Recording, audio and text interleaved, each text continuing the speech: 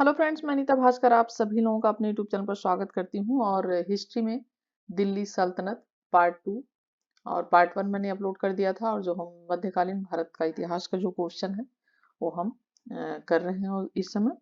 और 10 क्वेश्चन मैंने लिए हैं। और इससे पहले कि अगर आपने वीडियो नहीं देखी है, 3 वीडियो अब तक अपलोड हो चुकी है और प्राचीन भारत के पहले ही अपलोड हो चुकी थी सारी। जितने भी इंपॉर्टेंट क्वेश्चन थे मैंने कर दिए थे। जो है आप पहले प्लेलिस्ट में जाएंगे तो आपको सारी वीडियो मिल जाएंगी। और यहाँ से शुरू करेंगे आज। और 10 क्वेश्चन मैंने दिल्ली सल्तनत के अपलोड किए थे पिछली वीडियो में, तो पार्ट 2 है ये। और 10 क्वेश्चन आज लिए हैं मैंने, और अभी इसमें और क्वेश्चन इंपॉर्टेंट है जो भी है मैं अगली नेक्स्ट वीडियो में अपलोड कर दूंगी। तो चलिए शुरू करते हैं। वीडियो पसंद आए तो लाइक शेयर कमेंट जरूर करिएगा। चैनल पे नए हैं तो सब्सक्राइब कर लें, बेल आइकन प्रेस कर लें, जिससे नई वीडियो की नोटिफिकेशन आपको मिलती रहे और आने वाले सभी एग्जाम के लिए इंपॉर्टेंट क्वेश्चन है, केवीएस, पीएससीएस, आईएएस और टीजीटी, पीजीटी आदि।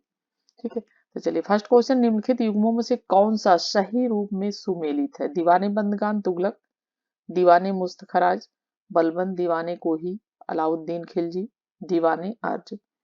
और राइट ऑप्शन ऑप्शन ए हो जाएगा, दीवाने बंदगान तुगलक। फिरोज तुगलक जो था, दीवाने बंदगान फिरोज तुगलक से संबंधित है। और दासों से संबंधित विभाग था दीवाने बंदगान। ठीक है, दीवाने मुस्तखराज जो था वो अलाउद्दीन से संबंधित है। ठीक है, और दीवाने जो कोही या दीवाने अमीर कोही है तो ये हो जाता है मोहम्मद बिन तुगलक से। और दीवाने अर्ज जो है वो बलबन से संबंधित है। तो इसमें एक ही सुमेलित था, बाकी इस तरीके से आप सुमेल करके जरूर नोट कर लें। ठीक है, नेक्स्ट है, राजा को अपनी प्रजा से मुक्ति मिली और प्रजा को अपने राजा से अपने किसके निधन पर बादायूं ने इस प्रकार की टिप्पणी की थी? और इसका जो राइट ऑप्शन हो जाएगा ऑप्शन सी हो जाएगा, मोहम्मद बिन तुगलक की मृत्यु पर। जब मोहम्मद बिन तुगलक की मृत्यु हुई तो इस प्रकार की बदायूंनी ने टिप्पणी की थी। और इसका कारण यह था कि क्योंकि जब भी थोड़ा सा उसे पागल भी कहा जाता था कि पागलपन का वो है, क्योंकि जो भी फैसले लेता था मोहम्मद बिन तुगलक वो गलत होते थे। जैसे दिल्ली से दौलताबाद उसकी राजधानी राजधानी बनाना, और कभी कुछ करना, कभी जो प्रचलित सिक्के थे और सिक्कों में फेरबदल करना आदि। ठीक है, सांकेतिक सिक्कों का ये सब, तो उसने बहुत सारे कार्य ऐसे किए कि जो सही फैसले ही नहीं ले पाता था। तो इस वजह से बदायूं ने कहा था कि राजा को अपनी प्रजा से मुक्ति मिली और प्रजा को अपने राजा से। ठीक है, दिल्ली से दौलताबाद परिवर्तन किया था, राजधानी परिवर्तन, और सारी उसकी नीतियां जो भी वो होती थी वो असफल हो जाती थी। ठीक है, तो उसमें कहा जाता है कि जो मोहम्मद बिन तुगलक था उसके चरित्र में जो विरोधी गुणों का सम्मिश्रण होता है, जिससे वह असफल शासक सिद्ध हुआ। ठीक है, नेक्स्ट है, थर्ड क्वेश्चन है, इस प्रश्न में दो वक्तव्य हैं, एक कथन और कारण है, तो कथन और कारण पढ़ते हैं। प्रारंभ में तुर्की प्रशासन सैनिक प्रधान था। कथन, कारण अग्रणी सैनिक नायकों के बीच देश को एकता के रूप में खंड विभाजित कर दिया गया था। और इसका जो राइट ऑप्शन हो जाएगा ऑप्शन बी हो जाएगा, दोनों सही हैं। ठीक है, और लेकिन इसका जो सही स्पष्टीकरण है वो ये नहीं है यार। ठीक है, सही तो दोनों है लेकिन स्पष्टीकरण जो है वो इसका सही नहीं है, क्योंकि प्रारंभ में तुर्की प्रशासन सैनिक प्रधान था, अग्र सैन्य न्यायिक दोनों में समानता नहीं है, एकता के रूप में विभाजित किया, दोनों ही बातें सही हैं, लेकिन इसमें इसका ये कारण नहीं था, यानी संबंध इसमें नहीं है। तो इसलिए राइट ऑप्शन बी हो जाएगा। ठीक है, नेक्स्ट है, निम्नलिखित पर विचार करें। तुगलकाबाद किला, लोधी गार्डन, कुतुब मीनार, फतेहपुर सीकरी। सही कालानुक्रम हमें इसका लगाना है। तुगलकाबाद किला, ठीक है, ये 1414 ईस्वी। ठीक है, उसके बाद 1414 से 1451 तक गैसुद्दीन तुगलक द्वारा। ठीक है, और उसके बाद लोधी जो गार्डन है 1451 से। ठीक है, 1451 से ये 1526 तक इसका। ठीक है, उसके बाद कुतुब मीनार 1206 से 1210। ठीक है, 1206 से 1210। फतेहपुर सीकरी, जैसा कि अकबर के द्वारा निर्माण किया गया, फतेहपुर सीकरी बसाया गया था, तो 1569 ईस्वी। ठीक है, तो इस तरीके से क्वेश्चन हो जाएंगे। तो हम अगर देखेंगे तो ऑप्शन हमारा क्या बैठेगा, ठीक है, पहले कुतुब मीनार हो जाएगा, ठीक है, कुतुब मीनार पहले हो जाएगा, फिर उसके बाद तुगलकाबाद किला हो जाएगा, ठीक है, और उसके बाद फिर हमारा हो जाएगा लोधी गार्डन, फिर फतेहपुर सीकरी। तो राइट ऑप्शन हमारा हो जाएगा बी।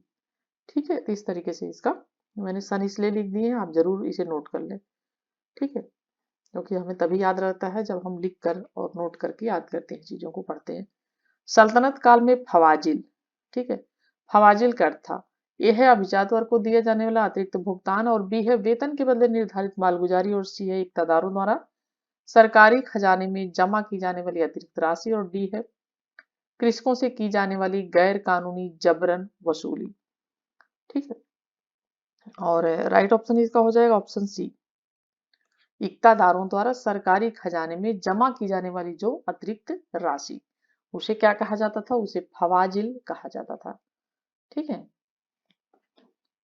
6 क्वेश्चन है, निम्नलिखित सूची फर्स्ट को सूची सेकंड से सुमेलित करना है। जियाउद्दीन बर्नी, तारीख मुबारक शाही, हसन निजामी, ताबकात नासरी, मिनहाजुस सिराज, तारीख फिरोज शाही और रही बिन अहमद ताजुल मासिर। इनकी रचनाएं हैं एक तरफ, और एक तरफ ये रचनाकार हैं, और इसमें हम मिलाएंगे, ठीक है, और हम मिलान करेंगे इसमें। तो जियाउद्दीन बर्नी, ठीक है, कौन सी रचना थी इनकी, तारीख फिरोज शाही, ऑप्शन ये जो 3 है, ए का 3 हो जाएगा। हसन निजामी, ताजुल मासिर, ठीक है, मिनहाजुल सिराज, ताबकात ए नासरी, ठीक है, ये ताबकात ए नासरी, और यहया बिन अहमद सरहिंदी, तारीख मुबारक शाही। तो इस तरीके से मिलान इसका हो जाएगा, और ठीक है, और जो राइट ऑप्शन हो जाएगा वो ऑप्शन ए का 3, बी का 4, सी का 2, डी का 1। तो राइट ऑप्शन हो जाएगा इसका ऑप्शन डी। ठीक है, नेक्स्ट है 7th क्वेश्चन, निम्नलिखित, ठीक है, निम्नलिखित वक्तव्यों पर विचार कीजिए। ये है अलाउद्दीन के दक्षिणी अभियान धन प्राप्ति के अभियान थे। कारण क्या है, वह दक्षिणी राज्यों को कब्जे में करना चाहता था। तो यहाँ पर देखिए 7th क्वेश्चन का जो राइट ऑप्शन हो जाएगा ऑप्शन सी हो जाएगा। ये सही है लेकिन आर गलत है, क्योंकि वह धन प्राप्ति के लिए अभियान वहां चलाता था, दक्षिणी अभियान जो उसके थे दक्षिण में, लेकिन वह दक्षिणी राज्य को कब्जे में करना चाहता था। यह बात सही नहीं है, यह बात गलत है।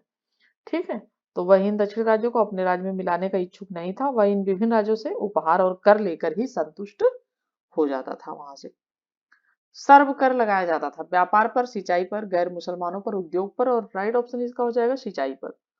ठीक है, सर्व कर सिंचाई पर लगाया जाने वाला एक कर था, और हक ए सर्व, ठीक है, हक ए सर्व भी रहता है लिखा हुआ कई बार।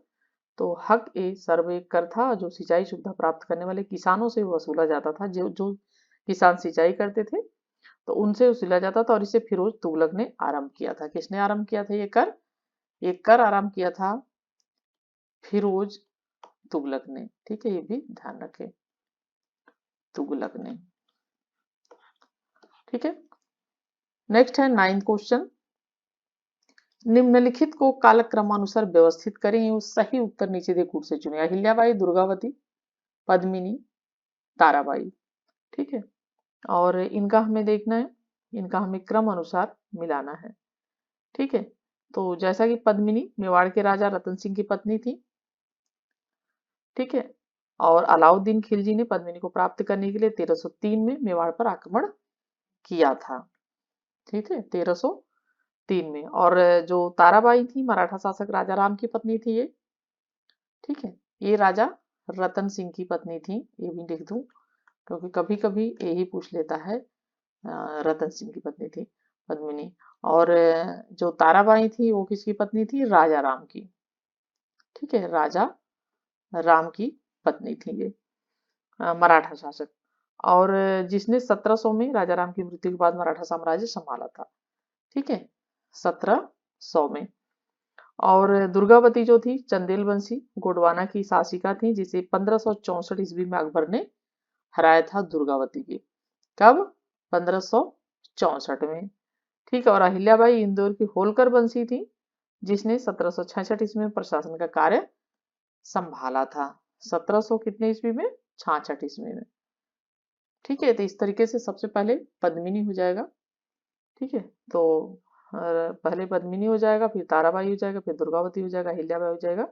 और राइट ऑप्शन हमारा 3 2 4 1। ठीक, 3 2 4। ठीक है, 3 2 4 1 हो जाएगा ऑप्शन। 3 2 4 1, यहाँ पे 4 होना था, ये 4 1 हो जाएगा। ठीक है, ऑप्शन सी हो जाएगा। 3 2 4 1, मैंने दोनों में ही 4 से 1 1 4 लिख दिया है। ठीक है, चलिए 10 क्वेश्चन और लास्ट क्वेश्चन है। जब उसने राजत्व प्राप्त किया तो शरीयत के नियमों और आदेशों से पूर्णतया स्वतंत्र था। बर्नी ने कथन किस सुल्तान के लिए कहा है? ठीक है, जलाउद्दीन बर्नी ने यह कथन किस सुल्तान के लिए कहा? इल्तुतमिश, बलबन, अलाउद्दीन खिलजी, मोहम्मद बिन तुगलक। और 10th क्वेश्चन का जब राइट ऑप्शन हो जाएगा, ऑप्शन सी हो जाएगा, अलाउद्दीन खिलजी के लिए। ठीक है, बर्नी ने कथन जो है अलाउद्दीन खिलजी के लिए कहा है। और अलाउद्दीन ने खलीफा की सत्ता को मान्यता प्रदान करते हुए यामीनुल खिलाफत, नासिरी, अमीर उल मोमिनीन की उपाधि आदि धारण की थी उसने। किंतु उसने खलीफा से अपने पद को स्वीकृति लेना आवश्यक नहीं समझा था, यानी उसकी जो है स्वीकृति लेना उसने आवश्यक नहीं समझा। और उलेमा वर्ग को भी राजकाज में हस्तक्षेप नहीं करने दिया। और उसने शासन में इस्लाम के सिद्धांतों को प्रमुखता न देकर राज्य जो हित था उसको ही उसने सर्वोपरि माना। ठीक है, तो इसलिए राइट ऑप्शन हो जाएगा अलाउद्दीन खिलजी। और 10 क्वेश्चन कंप्लीट होते हैं। आशा करती हूँ वीडियो पसंद आई होगी। पसंद आए तो लाइक शेयर कमेंट जरूर करिएगा। चैनल पे नए हैं तो सब्सक्राइब कर लें, बेल आइकन प्रेस कर लें जिससे नई वीडियो की नोटिफिकेशन आपको मिलती रहे। नेक्स्ट वीडियो में फिर मिलती हूँ। और साथ साथ एनवीएस के भी जो प्रैक्टिस सेट करा रही हूँ उसे भी जरूर देखें आप, क्योंकि जो क्वेश्चन आते हैं सब जगह से पूछे जाते हैं हर एग्जाम से, तो जरूर उसे भी देखते रहें। ठीक है, केवीएस के लिए भी, पीजीटी, टीईटी के लिए, आदि के लिए वेरी इंपॉर्टेंट है। चलिए नेक्स्ट वीडियो मिलती हूँ, तब तक के लिए thank you for watching video.